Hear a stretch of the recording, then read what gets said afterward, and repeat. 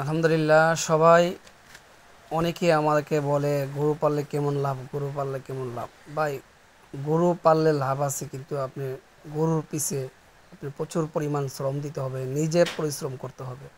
তা না হলে গরু পাললে আপনার সফলতা আসবেই না। আরেকটা মজার বিষয় হইল, যারা গরু পালেন, একটা পালেন, দুইটা পালেন, পাঁচটা পালেন, 10টা পালেন, যে করে পালেন না কেন, গরুর মেইন খাবার হচ্ছে ঘাস। আপনি যদি ঘাস ঠিক মতে গরুকে না দেন, তাহলে কিন্তু আপনি গরু পাইলা সফলতা দেখাতে পারবেন না। যত পরিমাণ বেশি ঘাস থাকবে, তত আপনার গরুর উপর দেওয়ার সফলতা বেশি আসবে। যত পরিমাণ ঘাস খাওয়াবেন, ততই গরুর শরীরের গঠন, শরীরের সৌন্দর্য অনেক ভালো দেখা যাবে। আর গরুর মেইন খাবারই ঘাস। তারপরে দানাদার খাবার আপনারা যতটুকু পরিমাণ দরকার খাওয়াইলেন, অল্প খাওয়াইলে চলবে, না খাওয়াইলেও চলবে, ঠিক আছে। ঘাস থাকলে গরু এমনি সুন্দর থাকে, বডি সুন্দর থাকে। আর এই যে বলছেন হেয়ার বোন খাওয়াইয়া গরু পালবেন, বেশিরভাগ হেয়ার বোন খাওয়াইলে গরুর এগুলা গরু আর শুকাইয়া যায়। কিন্তু আমি মনে করি গরু পাললে আপনারা ঘাস ক্ষেত করতে হবে।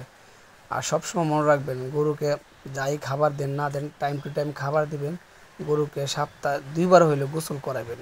অনেকে তো হামারিরা প্রতিদিন করা, আপনি সপ্তাহে 2বার হইলেও গোসল করাবেন, তাহলে গরু আরও সুন্দর থাকবে। আর দেখেন, এখন কিন্তু বৃষ্টি পড়তেছে, বৃষ্টিতে আমি সরাসরি আপনাদেরকে ভিডিও করে দেখাইতেছি ঘাস যে কাটতে হয়।